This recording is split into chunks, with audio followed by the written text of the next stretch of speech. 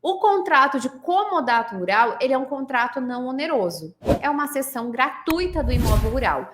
Essas operações, elas devem acontecer de pai para filho, porque, como diz a Receita Federal, não existe almoço de graça. Realmente é uma operação de pai para filho. O comodato rural, eu estou dando para o meu filho utilizar aquele imóvel rural. E ele não precisa me pagar nada em troca. Eu posso fazer um contrato de comodato rural para um terceiro ou para quem não é parente de primeiro grau?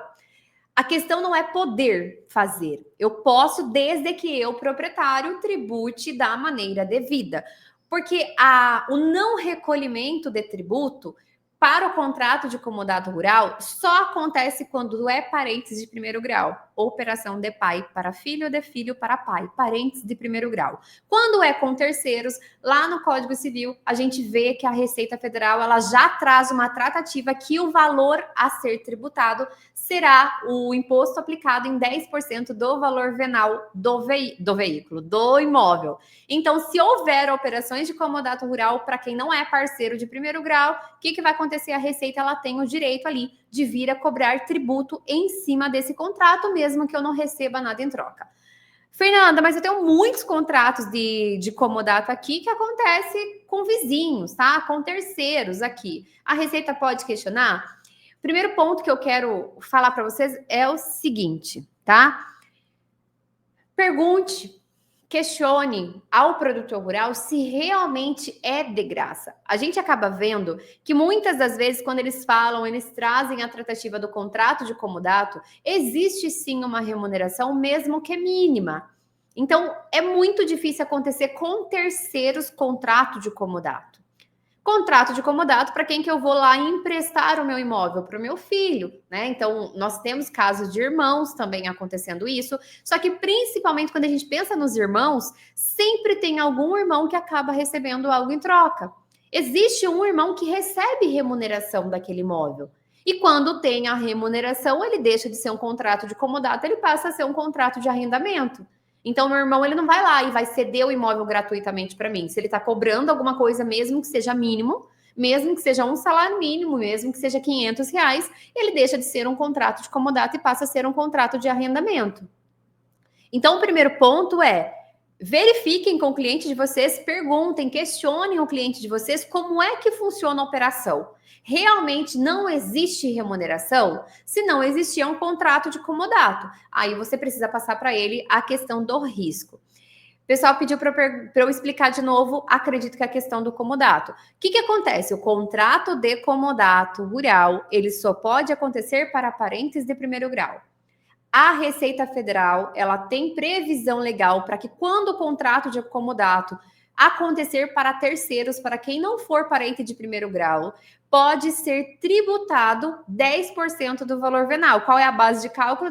O imposto em cima de 10% do valor venal, tá? Então, por mais que você não receba, teoricamente, nada vai ser tributado e acaba, muitas das vezes, sendo mais caro do que se fosse um arrendamento comum. O quarto contrato comumente utilizado é o contrato de condomínio rural. O contrato de condomínio rural nada mais é do que quando 2 ou mais produtores rurais decidem explorar em conjunto o mesmo imóvel rural. Então, nós temos lá vamos pensar, agora o Juliano é meu irmão, por exemplo, tá? Então, o Juliano é meu irmão e a gente decide explorar em conjunto uma área. Então, a gente tem uma área lá, além de ser condômino de posse, além de termos a propriedade daquele imóvel, nós também decidimos explorar em conjunto. O que é explorar em conjunto? Nós vamos comprar as sementes juntas, vamos comprar os insumos juntos e, ao final, depois de produzido, a gente vai vender os produtos juntos. É uma única operação. É como se tivéssemos uma empresa. Não é uma empresa, tá? Toda a nossa atividade acontece ainda tributada como pessoa física, mas é como se a gente tivesse uma empresa. É como se todo o desembolso financeiro aconteça em uma única conta. Então, a gente vai lá, nós temos... É um ponto, tá? Então, eu vou trazer um dos pontos de risco, é justamente o contrato de condomínio rural descaracterizado. Por quê? Porque o contrato de condomínio rural, via de regra, nós temos que ter o contrato, tá? Então, eu e o Juliano temos um contrato entre nós que rege ali todas as regras daquele contrato. Ou seja, olha, nós iremos utilizar a conta do Banco do Brasil para fazer toda a movimentação financeira do contrato. Nós temos uma inscrição estadual em conjunto, onde nessa inscrição, por exemplo, o Juliano é o titular, aparece dentro do bloco de produtor, aproveita enquanto ainda é utilizado o bloco de produtor em algumas partes do país. Nós temos um bloco de produtor chamado Juliano e outra. Quem é a outra? É a Fernanda. Se a gente tirar o espelho dessa inscrição estadual, aparece Juliano e Fernanda. Mas dentro ali do talão de produtor, dentro da nota fiscal eletrônica, sempre vai aparecer a nomenclatura Juliano Benício e outra.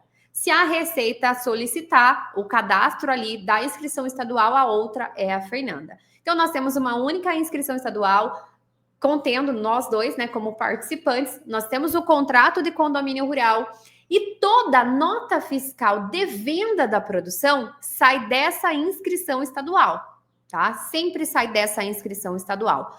Quando a gente comprar insumos, semente, defensivo, combustível, lubrificante, qual inscrição estadual que eu forneço para o meu fornecedor? Essa inscrição estadual que consta Juliano e outra.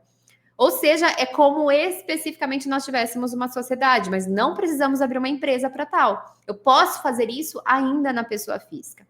Ok, a minha movimentação aconteceu dessa maneira, toda a minha compra de insumos veio para essa inscrição estadual, toda a minha venda de produção saiu dessa inscrição estadual. Ao final do ano, o que nós vamos fazer? Se nós temos ali a porcentagem for 50-50, ao final do ano, nós faturamos ali R$500 mil nessa inscrição, neste condomínio.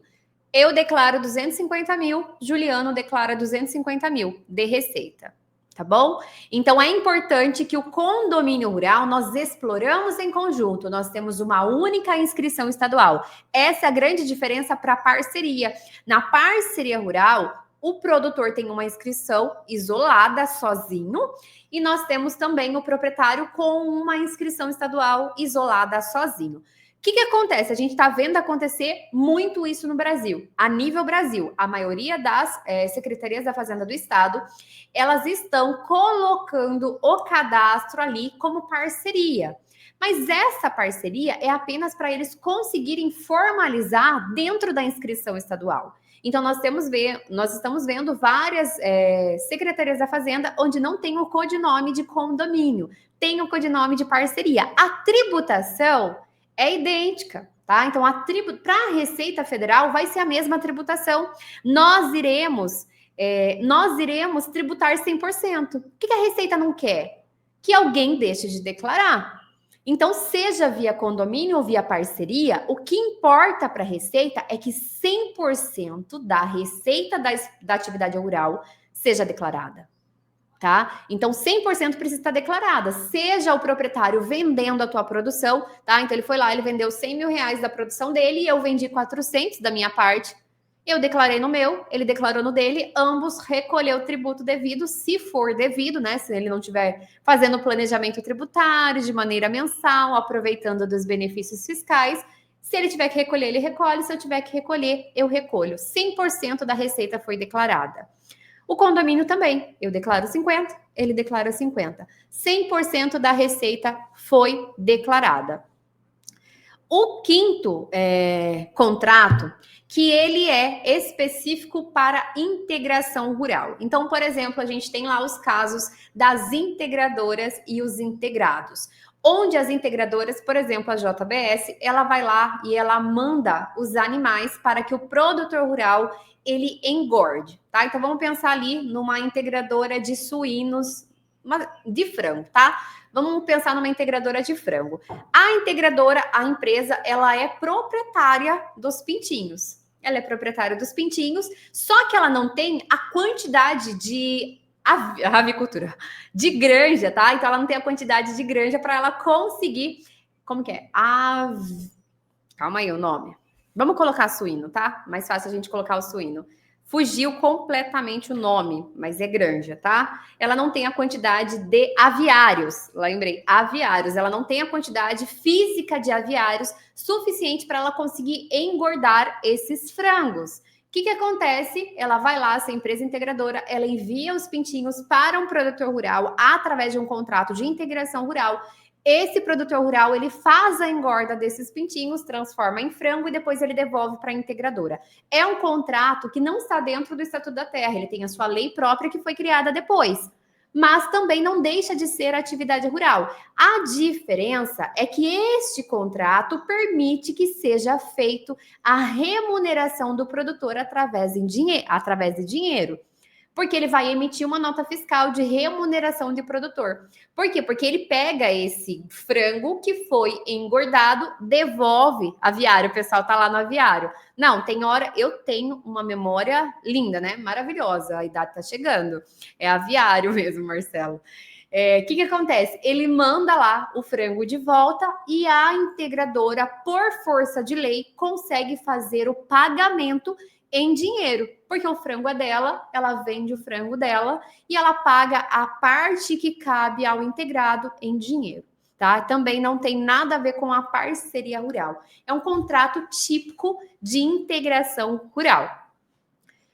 Vencemos os 5 tipos de contrato mais comumente utilizados dentro do agronegócio, cada um com as suas particularidades, cada um com seus aspectos físicos, financeiros, tributários e fiscais. Quando a gente pensa no contrato de arrendamento, se a gente pensasse no aspecto, agora a gente vai ter que entrar um pouquinho mais no arrendamento e a parceria para vocês descobrirem os riscos.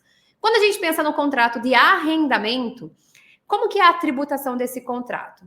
A tributação se dará como se fosse um aluguel, tá? Então lembra que eu trouxe para vocês que o aspecto físico e financeiro é justamente como se fosse um aluguel? Tá, então a tributação também se dará como se fosse um aluguel. O que isso quer dizer? Que ele vai declarar, não no anexo da atividade rural, esse valor que ele recebeu. Ele vai declarar lá no anexo da pessoa física, em rendimentos recebidos de pessoa física, aluguéis. E ele vai tributar uma alíquota de até 27,5%, porque ele vai para a tabela progressiva e pode chegar a uma alíquota de até 27,5%. No caso da parceria, que eu fui lá, recebi um produto, vendi meu produto, sou produtor rural, eu declaro dentro do anexo da atividade rural. E eu vou declarar lá as minhas receitas e as minhas despesas se eu tiver, tá?